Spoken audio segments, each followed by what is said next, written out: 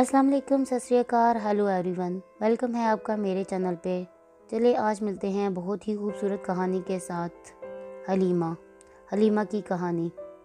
3 مہینے ہونے والے تھے۔ علینا اپنی جماعت زاہد کے ساتھ ایک کرائے کے مکان میں رہتی تھی۔ دونوں صبح اکٹھے یونیورسٹی جاتے اور اکٹھے ہی واپس آتے تھے۔ اس سے پہلے وہ اپنی یونیورسٹی کے گرلز ہاسٹل میں رہا کرتی تھی، مگر زاہد کی محبت میں گرفتار ہو کر وہ اس کے بغیر نکاح کی بیوی کا کردار ادا کر رہی تھی، جسے عام زبان میں گرل فرینڈ کہا جاتا ہے۔ علینا کے والدین نے کبھی سوچا بھی نہ ہوگا کہ جس بیٹی پر وہ بھروسہ کر رہے ہیں وہ ان کا بھروسہ اس طرح سے توڑ رہی ہے۔ وہ انہی کی کمر میں ایک ایسے لڑکے کے لیے ہنجر گھوم رہی ہے جس سے ملے 6 مہینے بھی نہیں ہوئے تھے۔ ہر روز رات کو زاہد کے دوست بھی مکان پر آ جایا کرتے تھے، اور علینا جس نے کبھی اپنے بھائی کو پانی تک نہیں پکڑایا تھا، وہ زاہد کے دوستوں کو سالن، روٹی اور چائے بنا کر دیتی تھی۔ علینا کی کچھ ہم جماعت لڑکیوں نے اسے سمجھایا بھی تھا کہ اس طرح اپنے ماں باپ کے بھروسے کو نہ توڑو اور اپنی عزت کو خراب نہ کرو، مگر علینا ان کو یہ کہہ کر خاموش کروا دیتی تھی کہ میری زندگی ہے، تمہیں کیا، میں جو بھی کروں۔ فقط 3 مہینے گزرے ہی تھے کہ علینا امید سے ہو چکی تھی۔ جب اس نے زاہد کو بتایا وہ چونک سا گیا۔ زاہد کو یہ سن کر غصہ آ گیا تھا۔ 2 دن ہی گزر گئے مگر زاہد نے علینا سے بات تک نہ کی تھی۔ وہ شخص جو 3 سال سے دن رات محبت کے نغمے گایا کرتا تھا، اب وہ علینا کی طرف دیکھنا بھی پسند نہیں کرتا تھا۔ علینا زاہد کے رویے سے بہت پریشان تھی۔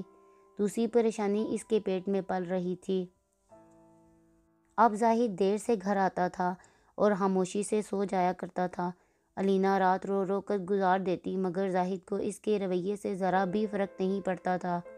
ایک دن علینا نے زاہد کے قریبی دوستوں کو زاہد کی موجودگی میں بلایا اور انہیں پوری بات بتا کر کہا، بھائی پلیز آپ لوگ زاہد کو سمجھائیں نا اور اس سے پوچھیں یہ مجھ سے بات کیوں نہیں کرتا، میرا کیا قصور ہے۔ زاہد کے دوست اسی کی طرح کے تھے۔ انہوں نے زاہد سے بات کرنا شروع کی۔ ایک دوست بولا، آپ نکاح کیوں نہیں کرتے؟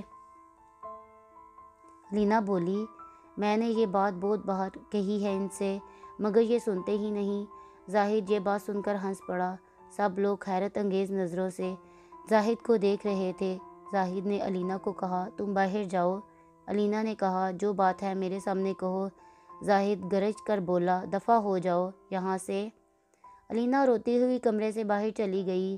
اسے زاہد کے رویے کا اتنا صدمہ پہنچا کہ وہ کمرے سے باہر جاتے ہی بے ہوش ہو کر زمین پر گر پڑی۔ اس کا علم نہ زاہد کو ہوا اور نہ ہی اس کے دوستوں کو اس کا پتہ چلا کہ وہ گری ہوئی ہے۔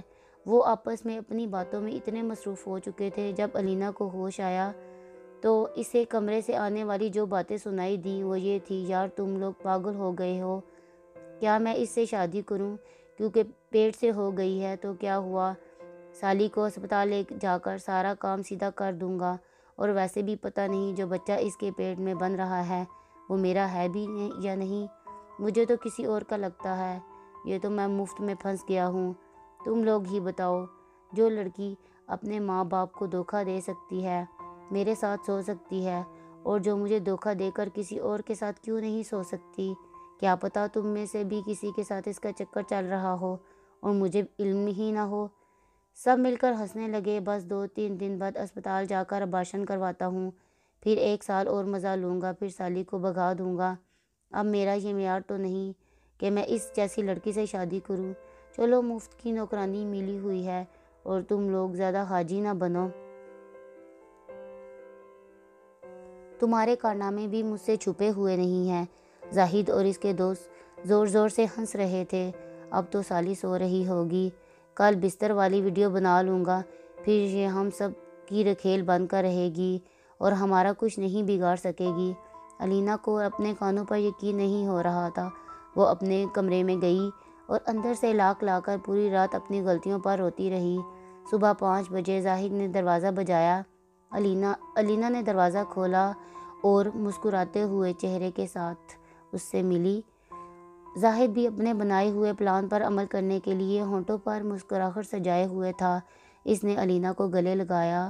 اور کہا سب دوست جا چکے ہیں، میں نے تمہارا بہت دل دکھایا ہے، چلو آج سارا حساب برابر کر دیتا ہوں۔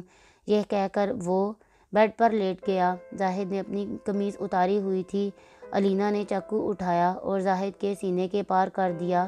زاہد چند منٹوں میں ہی تڑپ تڑپ کر مر گیا۔ علینا کی حالت خراب ہو چکی تھی۔